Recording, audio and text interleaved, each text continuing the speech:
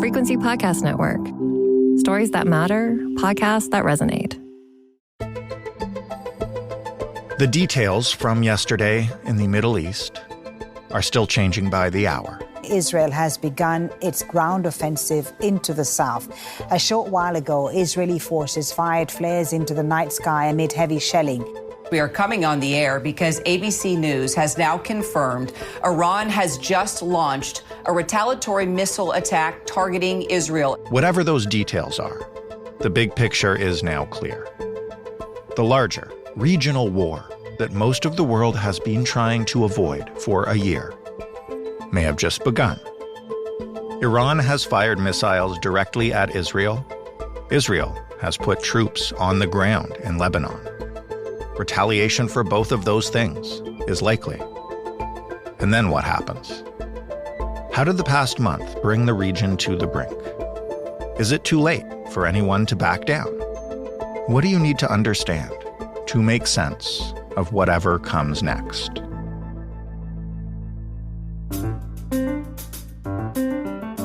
I'm Jordan Heath Rawlings. This is The Big Story. Dr. Randa is the director of the Conflict Resolution and Track 2 Dialogues program at the Middle East Institute. She is in the U.S. right now. She is based mostly there and occasionally in Beirut. Hey, Randa. Hi, Jordan. How are you? I'm adapting to a rather fluid situation this afternoon, as I imagine you are as well. Of course, aren't we all? Yes. Well, we're recording this on Tuesday afternoon. As I'm speaking to you, Iran has launched a missile attack at Israel at the same time. Israel's ground forces are moving into Lebanon. I guess I'll start by asking you, is there any way back from this now, or is this the larger regional conflict people have been warning about for a year? I mean, we definitely are in a regional conflict. How large it's going to get, we'll see. We will see when will the Iranian strike end, because it seems to be coming in waves as we speak. What will be its consequences on the ground in Israel? And then will Israel decide to retaliate?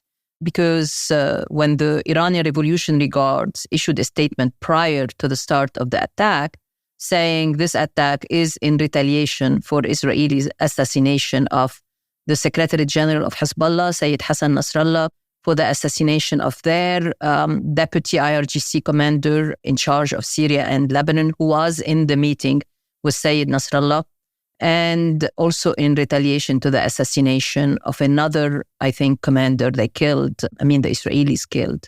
And then they said they won't, if Israel were to retaliate to this attack, we will also retaliate with a bigger, much larger attack. So we're going to see if now Israel will just absorb this hit, depending on, again, what kind of damage this hit results in. Mm-hmm. And if it decides not to absorb the hit and to retaliate, then we definitely are on a regional escalatory spiral. For those of us who don't understand the politics of the region or follow it so closely, can you explain why Iran would go after Israel in retaliation for Israel taking out Hezbollah leadership?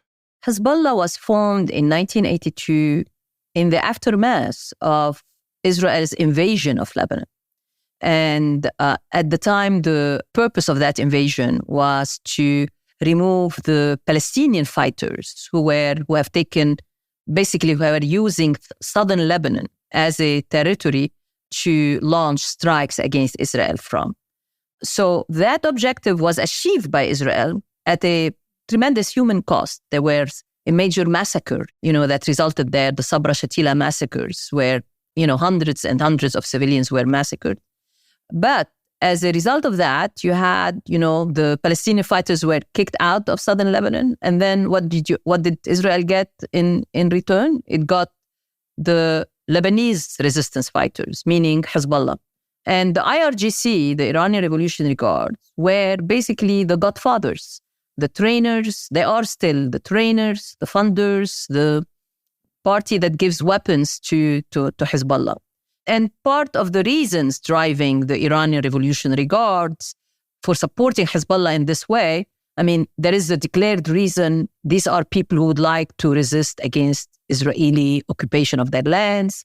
At the time, Israel was occupying southern Lebanon, part of southern Lebanon. They stayed, in fact, in southern Lebanon till 2000, when then Israeli Prime Minister Ehud Barak decided on a unilateral withdrawal of Israeli forces from most of the occupied area of southern Lebanon. But still, Hezbollah said, we still have a small area of southern Lebanon occupied. We're going to continue with our resistance mission. And that was the reason for keeping their humongous military arsenal. But the main reason for Hezbollah's founding by the Iranian Revolutionary Guard is to help Iran protect itself from Israeli attacks against its territory, against its nuclear facilities, to help Iran protect itself from U.S. attacks, against its territory, because, Hezbollah and Lebanon is very close to Israel. So missiles, which they have now in the hundreds of thousands, once directed en masse toward Israel, they can, make more of a damage than what Iran can direct when it is, it's thousands of miles away from Israel. And so the mission of Hezbollah, stated mission to defend Lebanon, to liberate territory in South Lebanon, defend Lebanon from Israeli attacks, deter Israeli aggression, but the driving objective of the Iranian regime to support, fund, and they have been funding Hezbollah for years now, since 1982, is to have Hezbollah's weapons be used to protect against potential Israeli attacks on Iranian territories and military facilities. And what was Hezbollah doing before Israel decapitated it, for lack of a better term, last week and eliminated almost all of its leadership? Was there attacks coming from Hezbollah that led to that retaliation, or was that a new front in the war itself? No, October 7, you had Hamas, do its terrorist attack on Israel. And then on October 8, the Secretary General, now deceased, Sayyid Hassan Nasrallah, Secretary General of Hezbollah, now deceased Sayyid Hassan Nasrallah, said we have to come in and support Hamas in its war against Israel, and started launching rockets. And since then, Hezbollah has been launching rockets into Israeli territory, and Israel retaliating, to every salvo of rockets from Hezbollah. I guess I was just asking to get the timeline straight, if there was anything that had precipitated, because I want to walk you through sort of the escalation over the past couple of weeks that had precipitated Israel's action, or was it just the steady stream of Hezbollah support for Hamas and launching rockets over the past year? I think it was definite.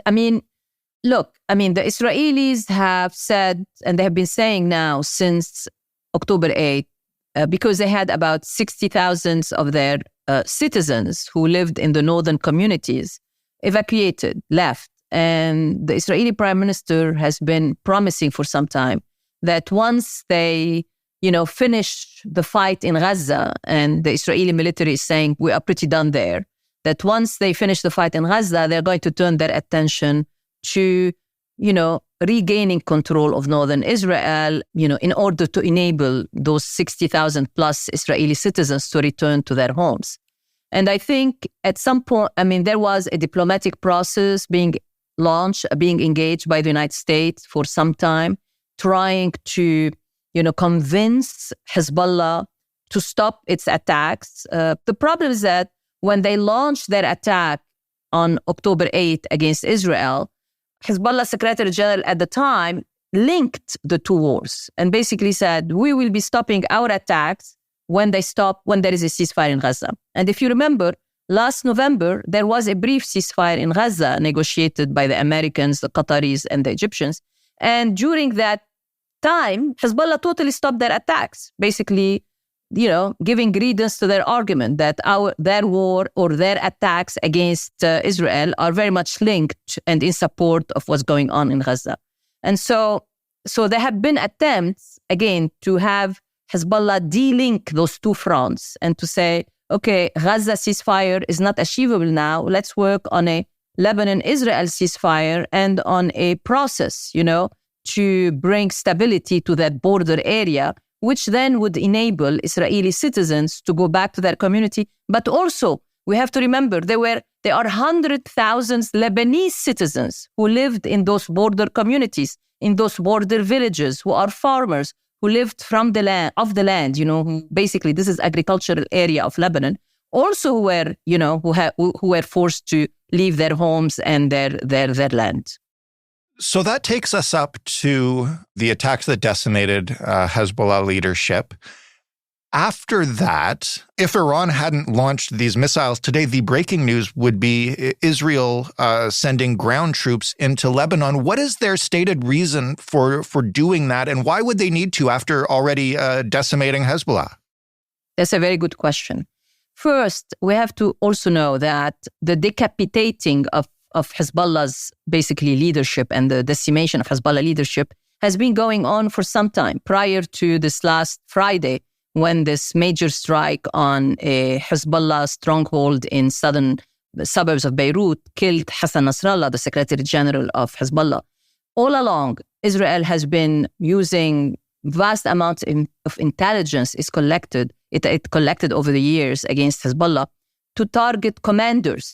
So you had direct hits by Israeli drones on cars, on killing a specific commander here, a specific commander there. Basically, over this last 10 months, pretty much all of the military command structure of Hezbollah, has been decimated. And then you got the coup de grace, if we can put it this way, the last thing, which killed the Secretary General on Friday, who is the chief, who is the head of that military command council. Now, Israel, what's happening is that Israel found, Hezbollah now is at a weak point, at its weakest, in fact. These were severe blows to Hezbollah leadership structure and to Hezbollah's communication, to Hezbollah's capacities internally to coordinate, to plan attacks, severe blows. And so Israel understands that despite all of this, despite what they have done in terms of eliminating these commanders, Hezbollah was still launching rockets against northern Israel as late as yesterday.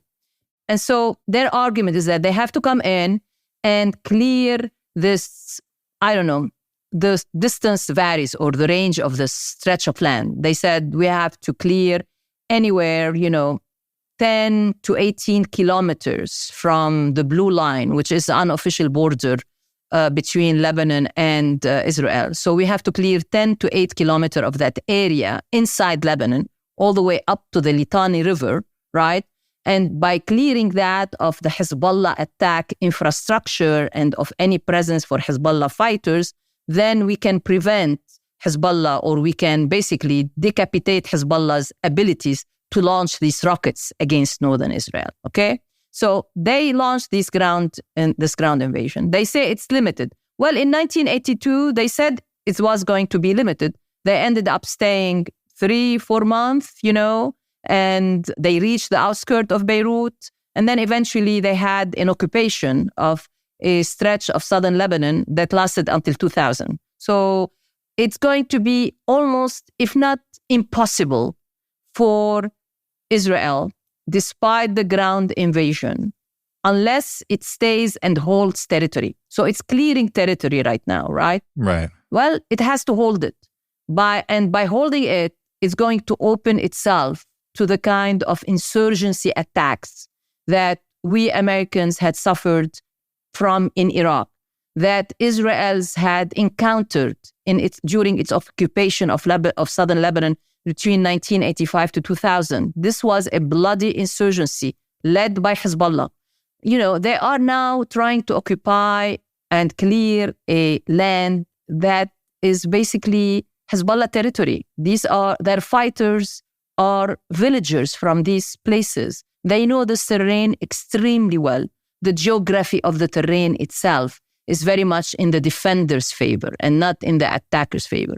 And unless they are willing to fight an underground warfare, which is extremely difficult to do and extremely bloody to do, because most of these missiles are stored, as well as the fighters, they will be operating from long stretches of underground tunnels that Hezbollah has been now putting in place for decades, like is the case with Hamas in Gaza. And so they are, at a time when their military is already stretched thin, is already, tired, here they are now entering another, starting another war, and in this case, invasion of a sovereign territory that is going to bog them in a bloody, sustained campaign for some time.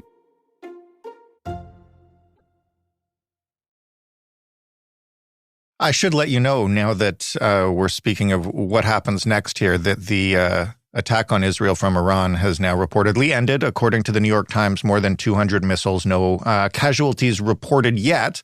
But where does this go from here, I guess? You mentioned that what Israel does will kind of determine it. How do you de-escalate something like this that has moved so rapidly over the last couple of weeks?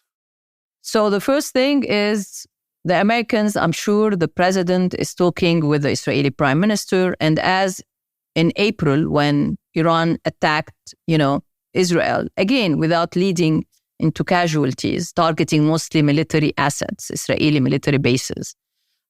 At the time, the advice of the American president, Mr. Biden, to the prime minister, Netanyahu, just absorb it and let it go. And then a few days later, Israel attacked, without publicly stating it, attacked military assets inside Iran. And the message was sent to Iran by that attack, which was not publicized, by the way.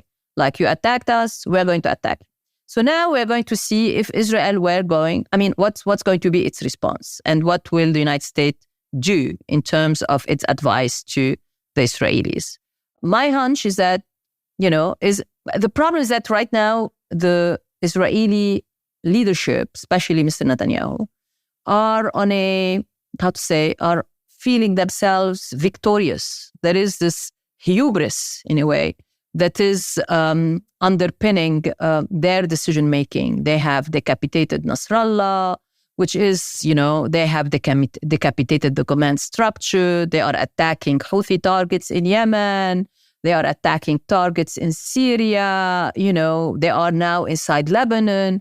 And at the same time, the US is supporting them unconditionally. So there is this hubris motivating their decision-making calculus. And I don't know if they will decide to retaliate, no matter what the US tells them.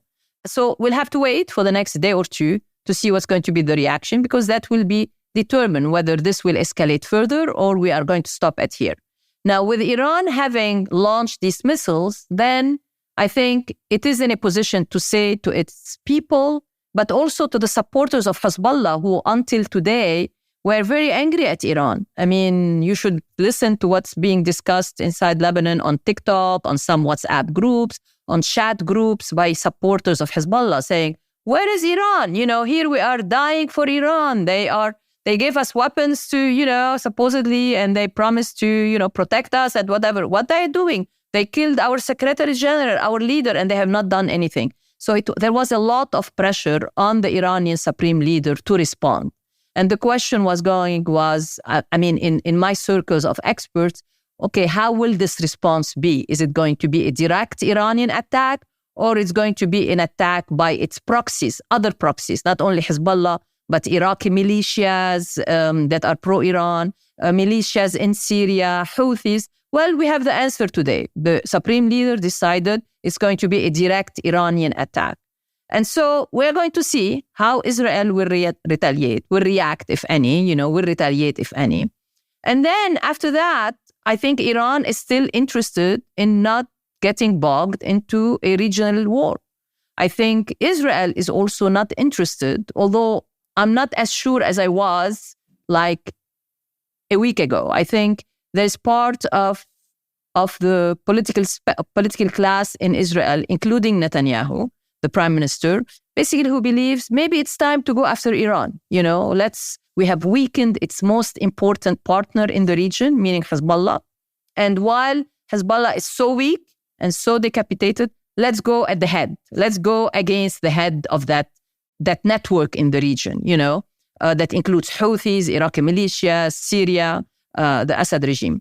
And let's go and target them. Let's attack their nuclear installations. I don't know if they have made that decision yet, but I think there will be people around the Israeli prime minister, who will argue this is a unique opportunity to rechange the political map and security map of the region by not eliminating, but by weakening Iranian footprints in Israel's neighborhood to the point that it no longer represents a threat to Israeli security, right? So I think that's where we are. We are at a very dangerous point, at an inflection point, where Israel has to decide if it wants to go into a regional escalation. And then if so, Iran will then retaliate, of course, to Israel retaliation. And then we are locked into an escalatory spiral that is very, very, very dangerous, and that will pull in, American forces, that will pull in, that will affect the global economy. This is a region where you have a lot of the oil assets, for the world. And so we are at a very, very major inflection point right now, and very dangerous point. We're less than a week away now from the 1-year mark of the October 7th attacks. Does that have any significance in the region? Will people be watching on that day to see what could happen? And I guess just what will you look for? I mean, a lot is already happening. Fair enough. And so I don't know if, again, I think the next 2 days are going to be critical. So October 2 and 3 are going to be super important to watch. And again, watch what Israel decides to do. And beyond that, we have to watch what Israel is doing in southern Lebanon and what are its plans. If it's truly, is it truly a limited invasion of the country and clearing, as the American Secretary of Defense, the attack infrastructure of Hezbollah in southern Lebanon and getting out? Or is just the prelude, what we are seeing right now is a prelude to a long occupation of a major stretch of southern Lebanon, leading to a sustained Hezbollah insurgency, which, by the way, will be supported by the majority, by all of the Lebanese. There is this feeling of triumphalism right now in DC about what Israel has done vis-a-vis Hezbollah, argument that some of the Lebanese are cheering them on. Well, once Israel goes into Lebanon, and it has already, and once it's clear to all the Lebanese, all of them, that this is a long-term occupation, you are going to see the wind shifting in terms of public opinion inside Lebanon and inside the region against Israel. So it's going to be another occupation by Israel. So there is the occupation of Palestinian territories, and now it's an occupation of Lebanese territory. And we are expecting, the expectation is that there will be a very high number of casualties in Lebanon as this progresses. So again, I don't know how much the international public opinion can take, how more can take of lives being lost. So far, they have shown more readiness to accept higher number of human lives lost, Arabs and Muslims. I don't know if they keep accepting that, or we have become desensitized. I don't know. I'm shocked by the fact. Well, that was going to be my last question for you, which is that it occurs to me that we've gone through this entire conversation without discussing what is still going on in Gaza. Yes. And that's how far we've evolved. Yes, I agree with you. And, killing is still going in Gaza. Every day, people, children, women are dying. And yet, the objective, Mr. Netanyahu's objective of decimating Hamas, of catching the leader of Hamas, Sinwar now, who is still of denying Hamas the ability to launch rockets, which they are doing in a much more limited fashion against, Israeli territory, has not been achieved, despite what the military has said. Hamas is still there. It will reconstitute itself.